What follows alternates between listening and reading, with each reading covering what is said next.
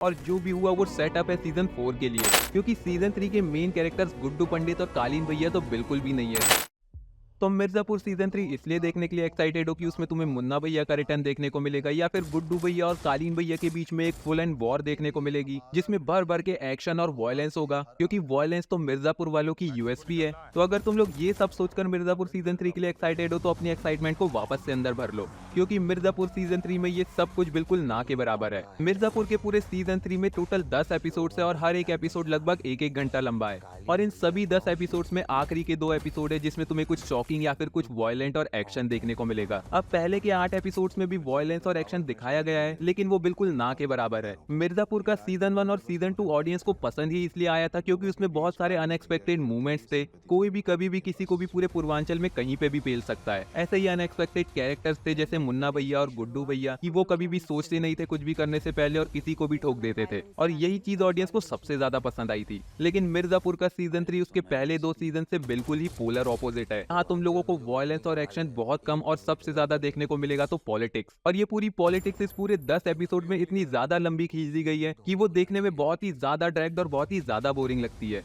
और हर समय मन में यही थॉट रहता है कि हम लोगों को एक्शन कब देखने को मिलेगा, लेकिन पूरा सीजन खत्म हो जाता है और हम लोगों को आखिरी के एक एपिसोड में बस थोड़ा बहुत एक्शन देखने को मिलता है। देखो सीजन 3 में ये जो पॉलिटिक्स वाला पार्ट है ये बुरा नहीं है, बल्कि अगर तुम्हें पॉलिटिक्स देखना पसंद है तो हो सकता है तुम्हें ये शो बहुत ज्यादा पसंद आ जाए। और पहले कुछ एपिसोड्स में मुझे भी काफी मजा आ रहा था ये पॉलिटिक्स देखने में, क्योंकि अगर मिर्जापुर की गद्दी पर बैठना है और पूर्वांचल में अपना दबदबा बनाना है तो भाई सिर्फ वायलेंस से काम नहीं चलेगा, बल्कि पॉलिटिक्स भी खेलनी होगी। अब पॉलिटिक्स खेलनी तो होगी, लेकिन इतनी भी ज्यादा नहीं कि पूरे सीजन में सिर्फ पॉलिटिक्स ही पॉलिटिक्स देखने को मिले, और वायलेंस जो कि एक्चुअल मिर्जापुर की यूएसपी है वो हम लोगों को ना के बराबर देखने को मिले। और सीजन 3 जिसके लिए मोस्ट ऑफ द लोग एक्साइटेड थे कि उन लोगों को उसमें गुड्डू पंडित और कालीन भैया के बीच में कुछ बड़ा भौकाल देखने को मिलेगा, तो उस चीज में भी सीजन 3 काफी डिसअपॉइंट करता है, क्योंकि सीजन 3 के मेन कैरेक्टर्स गुड्डू पंडित और कालीन भैया तो बिल्कुल भी नहीं है, दोनों थोड़े साइडलाइन हो चुके हैं। सीजन 3 के मेन कैरेक्टर्स है शरद शुक्ला और माधुरी। पूरे सीजन 3 में शरद और माधुरी मिलकर पॉलिटिक्स खेल रहे हैं दूसरों के साथ, क्योंकि माधुरी को सीएम रहते हुए भयमुक्त प्रदेश बनाना है और शरद को चाहिए मिर्जापुर की गद्दी।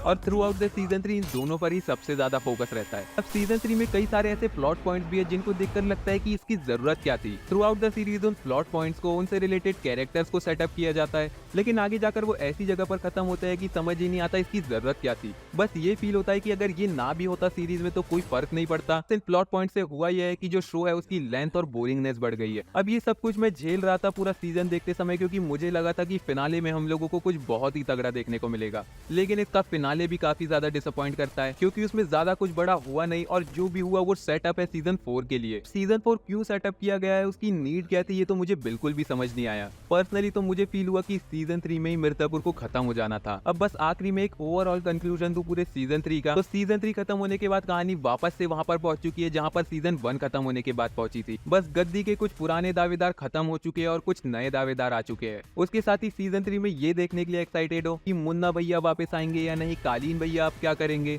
मकबूल कहाँ है और अब वो क्या कर रहा है, जेपी यादव आगे क्या करेगा, और बीना क्या खेल खेल रही है। और इसके साथ एक और चीज की मिर्जापुर और पंचायत सीरीज में क्या कनेक्शन है। तो ये सभी कुछ बहुत ही मेजर डिसअपॉइंटमेंट है सीजन 3 के। अब ये सब कुछ तुम लोगों को पहले इसलिए बता दिया है ताकि तुम लोग सीजन 3 से बहुत ज्यादा एक्सपेक्टेशंस ना रखो, क्योंकि अगर एक्सपेक्टेशंस रखोगे तो बहुत लंबा कटेगा। बाकी तो बस अब ये था मेरा ओपिनियन मिर्जापुर सीजन 3 को लेकर। अगर तुम लोगों ने सीजन 3 देख लिया तो मुझे कमेंट में जरूर बताओ कि तुम्हें सीजन 3 कैसा लगा। अब मिर्जापुर की एंडिंग और पोस्ट क्रेडिट सीन पर हम लोग डिटेल में अपनी अगली वीडियो में बात करेंगे, और साथ ही में उसका ब्रेक डाउन भी करेंगे और ये भी देखेंगे कि सीजन 4 में हम लोगों को क्या देखने को मिल सकता है। तो इसलिए वीडियो को लाइक जरूर से कर दो और चैनल को सब्सक्राइब भी कर लेना। उसके साथ ही कल्कि की एंडिंग और पोस्ट क्रेडिट सीन पर मैंने बहुत ही डिटेल में बात की है, तो उन वीडियोस को भी जरूर से चेकआउट कर लेना।